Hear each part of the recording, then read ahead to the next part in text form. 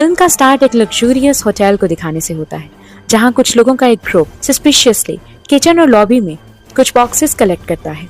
वो ग्रुप जल्द ही एक कपल को ज्वाइन करता है जो कि बार में बैठे थे और सब सेम टाइम एलिवेटर में जाते हैं। सडनली वो सब अपने कपड़े चेंज करते हैं और अब क्लियर हो जाता है कि ये ग्रुप किसी सीक्रेट इंपॉर्टेंट ऑपरेशन पर काम कर रहा है।